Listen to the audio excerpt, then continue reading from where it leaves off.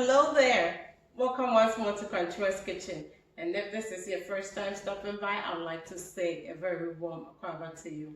Today I'm making groundnut soup, what we call nkatenkwan, known to some others as peanut butter soup, and it is a good popular soup in Ghana. I hope you enjoy it. I'm using my mom's recipe, which has a little bit of a difference. Most people don't make their groundnut soup that way, and you'll find out what I'm talking about very soon. I hope you still enjoy this recipe. It is good. If you use this recipe to make your soup, you will really know the difference. People love her soup when we have church potlucks, what we call back home fellowship. At church, everybody's waiting for my mom's nkatenkwan or rare soup. And there's a rare soup recipe video here, so check that out.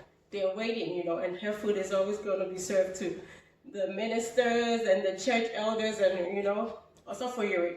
But she makes good soup, I know. It's not just because of you, also for you. She makes good soup, girl. There's a lot of goodness coming your way, and you don't want to miss out. So you know what? Hit that notification button so anytime I post a new video, you will get notified, okay? Let's make some nkatenkwan for now.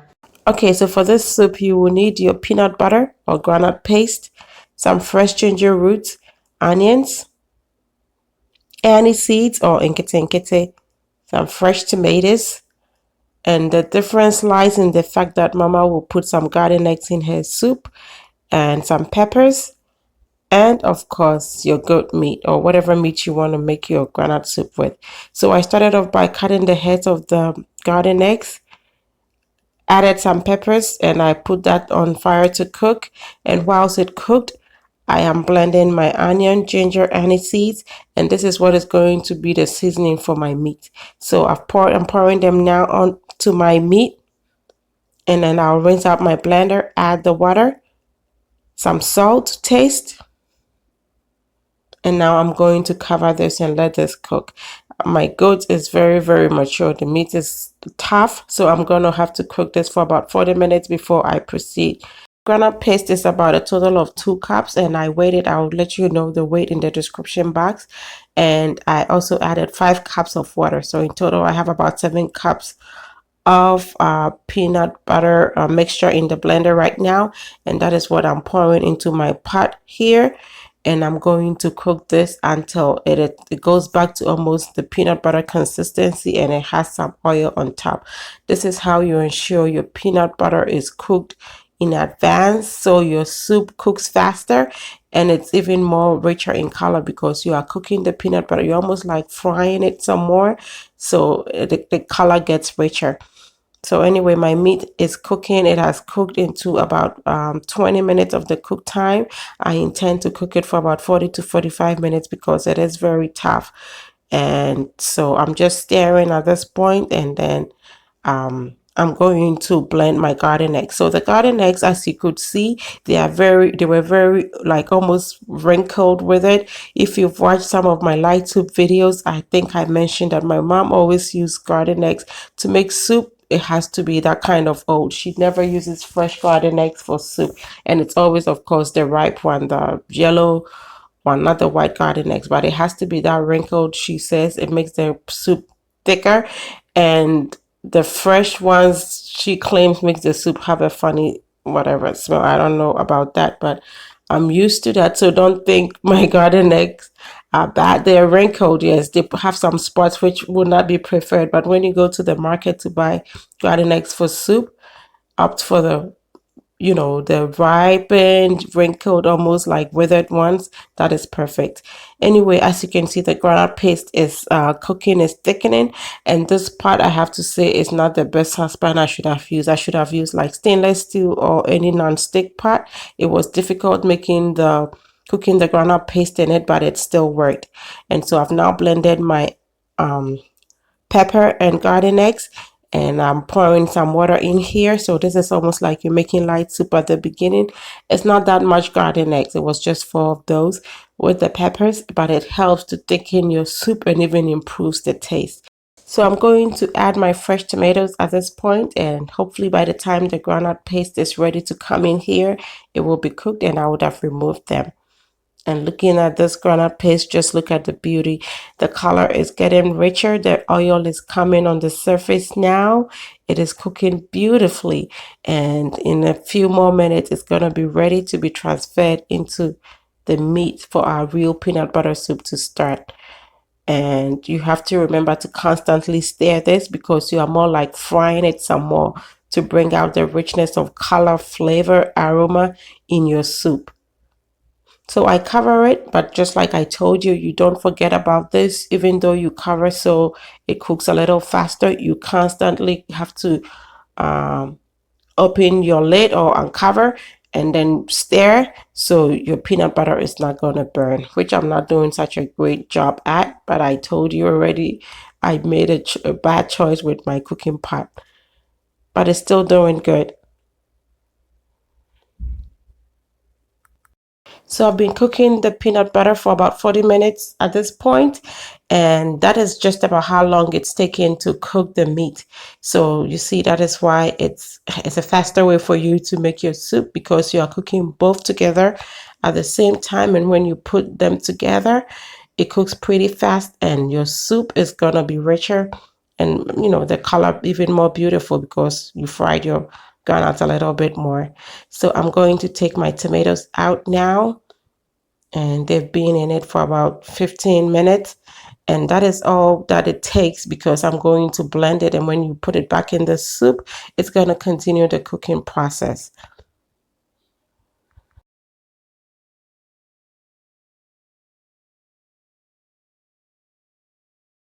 A quick check on our meat, and it is getting soft, but not all the way too soft, which is very good for this point, because by the time it is done cooking, it will be perfectly cooked for everybody.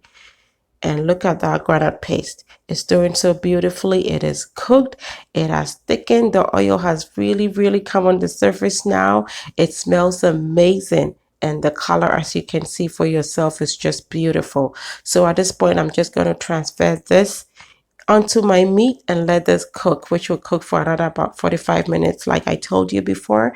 And by the time it's done cooking, you will see for yourself how beautiful and rich the soup will be.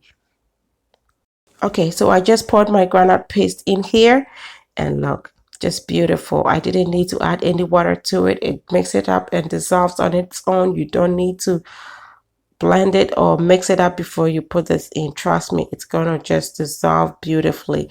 I've added just a little bit more of water, and I'm going to let this cook until it is done.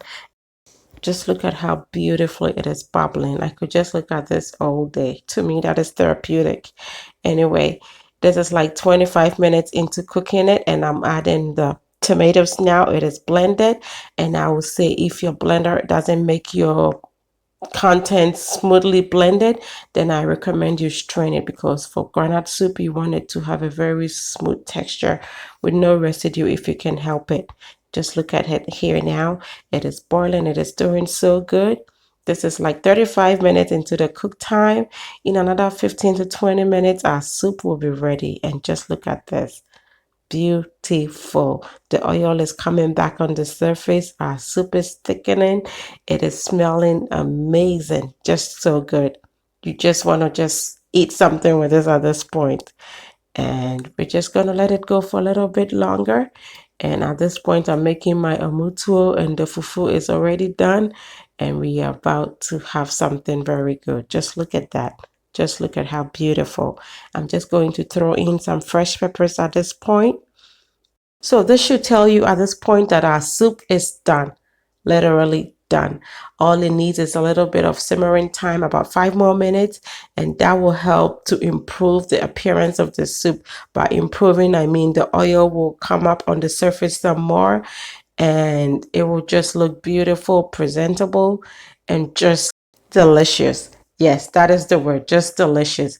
And we are achieving that almost effortlessly. Look, the soup is so beautiful. It smells amazing. It tastes divine, and it looks just like it should be. Perfect groundnut soup, so much on point. The meat perfectly cooked, and at this point, dinner is about to be served. And just look, whilst I covered it to finish up everything, the oils came even more on the surface. It looks so rich, so presentable, and just beautiful. Just look at that. I could look at this all day, and I bet so could you. akono aduane papa bi, akono nkatenkwan. You need to try this. You really, really need to try my mom's recipe to even understand. I am not just talking too much. This soup is the best groundnut soup you would ever make. Trust me. This bowl of creamy deliciousness, you can have it with anything. Anything. We are having ours with some fufu, and some of us will have some amuto or rice balls, but you could have it with your kokonte, eba, gari, boiled yam, boiled rice, or just drink it as your soup or whatever way you choose to have it. Trust me, you will enjoy this. And if you think this is a little bit too thick for you, you could always dilute it with a little bit of water. But we enjoy our nkatenkwan this thick, especially when you're having a mutuo with it, you know. So good. Just look at how beautiful this is. I know you would want to join us, but unfortunately we can't eat through the screen. But you could try the recipe and you will just be enjoying this goodness in the comfort of your home as well. So I am going to just go ahead and enjoy my beautiful rice balls. Just look at that.